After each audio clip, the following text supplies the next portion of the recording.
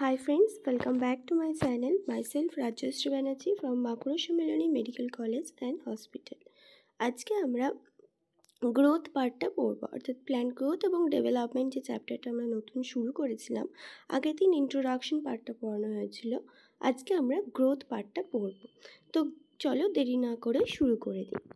Growth is regarded as one of the most fundamental and conspicuous characteristics of the living being. অর্থাৎ growth হচ্ছে একটা most fundamental, মানে growth হচ্ছে খুব একটা মানে ফান্ডামেন্টাল যে জিনিস বলা হয়। যেমন আমাদের ওপরটা পড়তে গেলে কি নিচটাও পড়তে হয়, আমাদের এবিসিডি ফার্স্টে পড়তে হয়, তারপরে তো আমরা বড় বড় বই টই এটা ওটা পড়তে পারবো।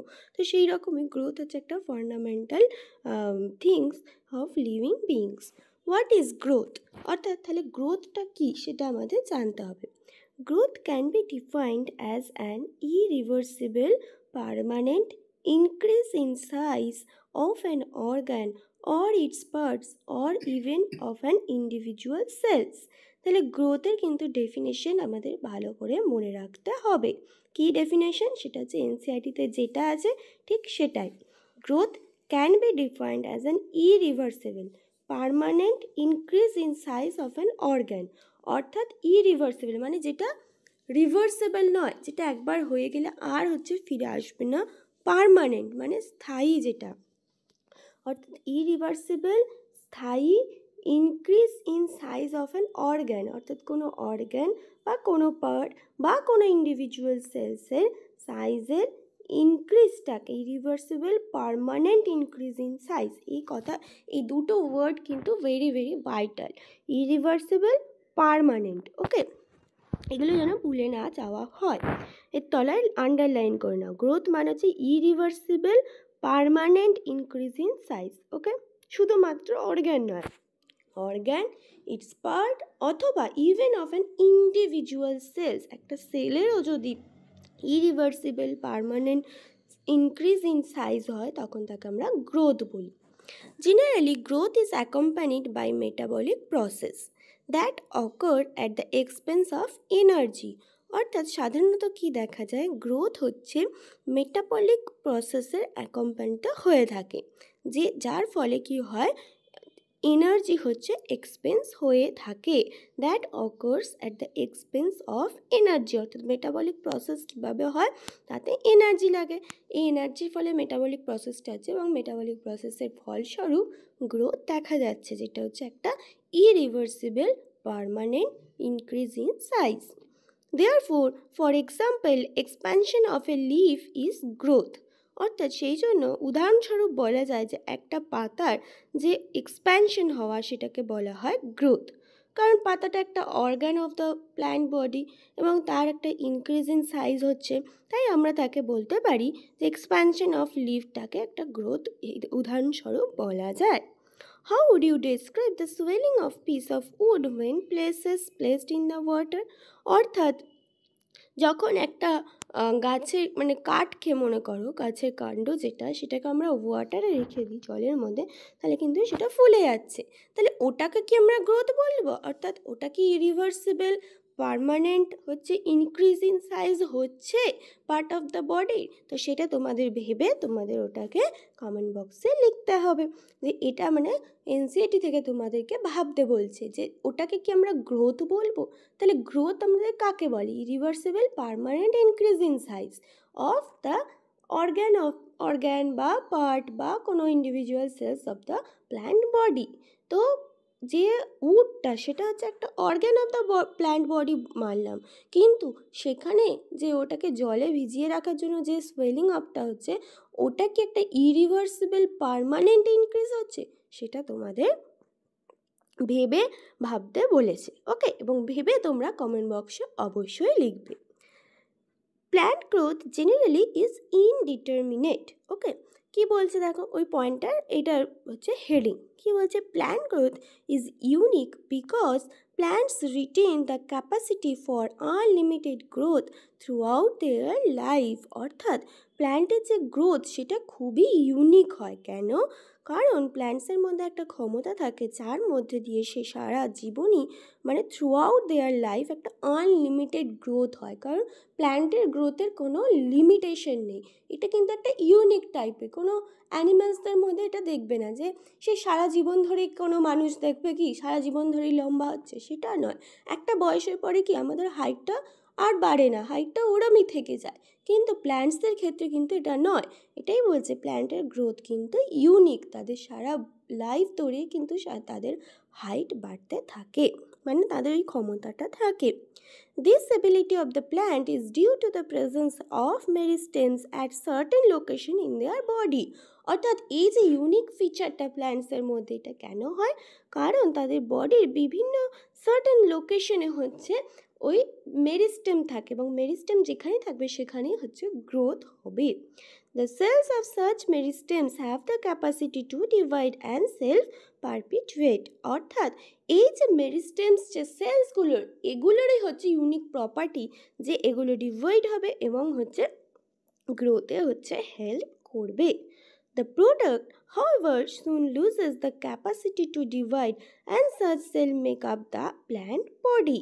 অর্থাৎ এই যে মেরিস্টেমস থেকে যে সেলসগুলো তৈরি হচ্ছে ওগুলো কী করে, খুব তাড়াতাড়ি হচ্ছে তাদের যে ক্যাপাসিটি অফ ডিভাইড সেইটা হচ্ছে লুজ হয়ে যায় এবং সেখান থেকে প্ল্যান্ট বডি তৈরি হয়।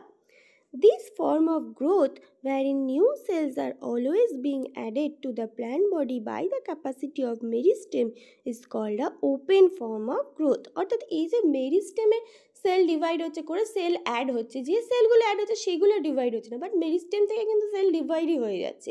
এর ফলে প্ল্যান্ট গ্রোথটা হচ্ছে থ্রু আউট লাইফ হচ্ছে। তো এই যে থ্রু আউট লাইফ মেরিস্টেম থেকে হচ্ছে সেল ডিভাইড হয়ে প্ল্যান্ট গ্রোথের যে একটা ক্যাপাসিটি থাকছে, এটাকে বলা হয় ওপেন ফর্ম অফ গ্রোথ। আরেকবার পড়ছি দেখো, this form of growth wherein new cells are always being added to the plant body by the activity of meristem. by the activity of meristem, সব সেল কিন্তু করে না, এই মেরিস্টেম টাইপ অফ সেলস যেখানে থাকে সেখানেই হচ্ছে প্ল্যান্ট বডি হচ্ছে মানে নিউ সেলস হচ্ছে অ্যাডেড আপ হয় এবং প্ল্যান্ট গ্রোথ হতে থাকে। আর এটাকেই বলা হয় open form of growth. What would happen if the meristem ceases to divide? অর্থাৎ যদি এই মেরিস্টেমগুলো ডিভাইড হওয়া বন্ধ করে দেয় তাহলে কি হবে? Does this ever happen? অর্থাৎ এরকম কি কোনোদিন হতে পারে? এগুলো তোমাদের কাছে কোশ্চেন রাখছে, অর্থাৎ তোমরা এগুলো নিয়ে ভাববে। In earlier classes, you have studied about the root apical meristem and the shoot apical meristem. অর্থাৎ আগের যে ক্লাসগুলো সেগুলোতে আমরা দেখেছি বলছে রুট এপিক্যাল মেরিস্টেম এবং শুট এপিক্যাল মেরিস্টেম এগুলো সম্বন্ধে আমরা জেনেছি।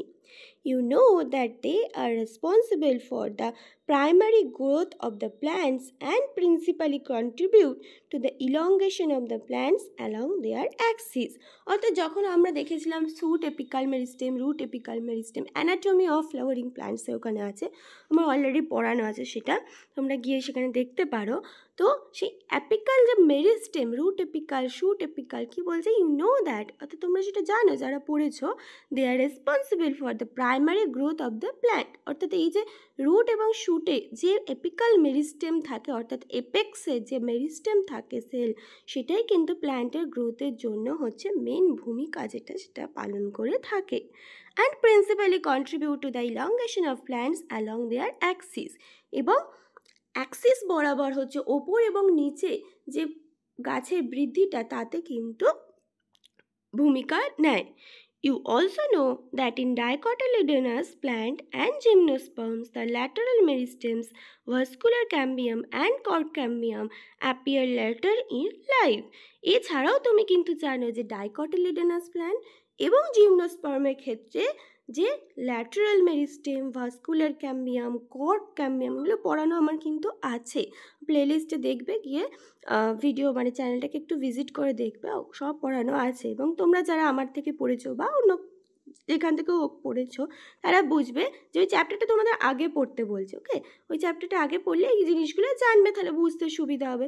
তাহলে এই যে ডাইকটিলিডোনাস প্ল্যান্ট এবং জিমনোস্পার্মের ক্ষেত্রে ল্যাটারাল মেরিস্টেম, ভাস্কুলার ক্যাম্বিয়াম, কর্ক ক্যাম্বিয়াম এগুলো কিন্তু জীবনে পরে পরে হচ্ছে, মানে প্রথমেই যে থাকে প্ল্যান্টসের মধ্যে তা নয়, পরে পরে এগুলো অ্যাড হয়। These are the meristems that cause the increase in the girth of the organs in which they are active. অর্থাৎ এগুলো যেখানে প্রেজেন্ট থাকে, এগুলো যেখানে অ্যাক্টিভ হবে সেখানে গাছের যে গার্থটা সেইটাকে হচ্ছে বাড়িয়ে দেবে। This is known as secondary growth of the plant. অর্থাৎ প্রাইমারি গ্রোথ কাকে বলে? প্রাইমারি গ্রোথ হচ্ছে অ্যাপেক্স বরাবর, মানে যখন অ্যাক্সিস বরাবর ওপরে এবং নিচে হচ্ছে ইনক্রিজ হচ্ছে তখন তাকে বলা হয় প্রাইমারি গ্রোথ। আর যখন হচ্ছে গার্থে বড় হয় তখন তাকে বলা হয় সেকেন্ডারি গ্রোথ। এরপর কি? Growth is measurable. Growth at a cellular level is principally a consequence of increase in the amount of protoplasm. অর্থাৎ গ্রোথ কি বলছে? তাহলে পয়েন্ট হচ্ছে গ্রোথ ইজ মেজারেবল। গ্রোথ কিভাবে মেজার করা যায়? গ্রোথ কি বলছে? সেলুলার লেভেলে কাকে কখন গ্রোথ বলি? Is principally A consequence of increase in the amount of protoplasm. অর্থাৎ সেলের যখন প্রোটোপ্লাজমের অ্যামাউন্টটা ইনক্রিজ করে তখন তাকে আমরা বলি যে সেল গ্রোথটা হয়েছে। Since increase in protoplasm is difficult to measure directly, one generally measures some quantity which is more or less proportional to it. অর্থাৎ একটা সেলের মধ্যে প্রোটোপ্লাজমের অ্যামাউন্টটা বাড়ছে কমছে এটা তো ডাইরেক্টলি মেজার করা খুবই ডিফিকাল্ট। সেই জন্য আমরা কিছু মেজার্স যেগুলোকে হচ্ছে ওয়ান জেনারেলি মেজার সাম কোয়ান্টিটি, অর্থাৎ অন্য কিছু হচ্ছে মেজার করা হয় যেগুলো ডাইরেক্টলি প্রপোর্শনাল আছে প্রোটোপ্লাজমের গ্রোথ। মানে প্রোটোপ্লাজম যখন ইনক্রিজিং অ্যামাউন্ট হয় ওটাও ইনক্রিজিং অ্যামাউন্ট হয়। প্রোটোপ্লাজমটাকে না মেপে আমরা ওগুলোকেও অনেক সময় মেপে থাকি, এটাই বলছে। মেন যেটা মনে রাখতে হবে যে সেলসের গ্রোথ আমরা কীভাবে করি, মেনলি হচ্ছে প্রোটোপ্লাজমের অ্যামাউন্টটা যখন ইনক্রিজ করে সেলের মধ্যে তখন হচ্ছে আমরা বলে থাকি সেলসের গ্রোথ হচ্ছে। Growth is therefore measured by a variety of parameters, some of which are increase in fresh weight, dry weight, length, area, volume and cell number. অর্থাৎ যেহেতু সেলের মধ্যে প্রোটোপ্লাজমের অ্যামাউন্টটা কতটা বাড়ছে সেটা মাপা খুবই অসুবিধাজনক একটা ব্যাপার, তাই আমরা ওই প্রোটোপ্লাজমের মাত্রাটা যখন বাড়ে বাকি যেগুলো জিনিস বাড়ে সেগুলোকে মেপে আমরা বুঝতে পারি যে সেলটার গ্রোথ হচ্ছে কি হচ্ছে না। তো সেগুলোর মধ্যে কোনগুলো? সেটা হচ্ছে ফ্রেশ ওয়েট হতে পারে, dry weight, length, area, volume, cell number. এই কটা জিনিস তোমাদের মনে রাখতে হবে যে সেলের গ্রোথ কি করে হচ্ছে সেটা আমরা ডাইরেক্টলি প্রোটোপ্লাজমের অ্যামাউন্টটা না মেপে আমরা কোন কোন জিনিসগুলো মেপে বুঝতে পারি। সেটা কি কি? ফ্রেশ ওয়েট, ড্রাই ওয়েট, নিচে আন্ডারলাইন করো, fresh weight, dry weight, length, area, volume আর সেল নাম্বার, এই 6টা প্যারামিটার দিয়ে। You may find it amusing to know that one single maize root apical meristem can give rise to more than কি বলছে 17,500 new sales per hour. অর্থাৎ তুমি এটা জানতে পারবে, একটা উদাহরণস্বরূপ যেটা বলছে যে ওয়ান সিঙ্গেল মেজ রুট এপিকাল, মানে একটা মেজ প্ল্যান্টের যে রুটসে যে এপিকাল মেরিস্টেম থাকে সেটা বলছে পার আওয়ারে কতগুলো সেলস নতুন তৈরি করে, মোর দ্যান 17,500। তা 17,000 মানে একটা সেলস থেকে রুট এপিকাল মেরিস্টেম থেকে পার আওয়ারে 17,500 বেশি সেলস হচ্ছে তৈরি হচ্ছে। তাহলে ভাবো কত সেল তৈরি হচ্ছে। whereas cells in the watermelon may increase in size by up to 350,000 Times. অর্থাৎ এত টাইমসে হচ্ছে একটা ওয়াটারমেলনের হচ্ছে আবার সাইজ হচ্ছে বাড়ছে। মানে কিভাবে হচ্ছে গ্রোথ হচ্ছে সেটা হচ্ছে আমরা এই নাম্বারসগুলো থেকে বুঝতে পারবো। দিয়ে তারপর কি বলছে? In the former growth is expressed as increase in cell number. অর্থাৎ প্রথম যখন আমরা মেজের কথাটা বললাম তখন কি একটা নাম্বার দিয়ে বললাম যে একটা থেকে এতগুলো নাম্বার হচ্ছে, ঠিক আছে। এবারে while the latter expresses growth as increase in the size of the cell, তখন পরেরটা বললাম অর্থাৎ ওয়াটারমেলনেরটা তখন কি এত টাইমসে বাড়ছে। অর্থাৎ সেলের সাইজটা নিয়ে বলছি, ফার্স্টে মেজের সময় সেলের নাম্বার নিয়ে বললাম যে কীভাবে গ্রোথটাকে এক্সপ্রেস করার জন্য, পরের যে গ্রোথটা সেটা এক্সপ্রেস করার জন্য আমরা সেলের সাইজ বললাম যে এতটা বড় হয়ে যাচ্ছে। ওকে, while the growth of a pollen tube is measured in terms of its length, আবার যখন আমরা পোলেন টিউবে গ্রোথ করছি তখন কি বলা আছে? পোলেন টিউব এতটা ছিল, সেখান থেকে এতটা হয়েছে। তো পোলেন টিউবের গ্রোথ কিসে হয়? লেন্থে বোঝাবো। তাই বলছে while the growth of pollen tube is measured in terms of length, অর্থাৎ পোলেন টিউবের আবার যে গ্রোথটা সেটা কিসে মেজার হবে? লেন্থে। An increase in surface area denotes the growth of dorsiventral of leaf. আবার যখন একটা পাতার গ্রোথটা কি করে বোঝাবো? সেটা আবার আমরা এরিয়ার ওপর বোঝাবো, সারফেস এরিয়া, যে তার সারফেস এরিয়া এত ছিল, এখন সারফেস এরিয়া এত, অর্থাৎ পাতাটা বড় হয়েছে। তাহলে এক একটা অর্গ্যানের গ্রোথ কিন্তু আমরা এক একভাবে প্রকাশ করছি, কোনোটা নাম্বার দিয়ে, কোনোটা হচ্ছে ভলিউম দিয়ে, কোনোটা আমরা সারফেস এরিয়া দিয়ে, কোনোটা আমরা হাইট দিয়ে, ওয়েট দিয়ে, এইভাবে আমরা গ্রোথটাকে আমরা ডিটারমাইন করে থাকি। কিন্তু মেনলি সেলের গ্রোথ কাকে বলে? সেলের মধ্যে প্রোটোপ্লাজমের অ্যামাউন্টটা বাড়লে।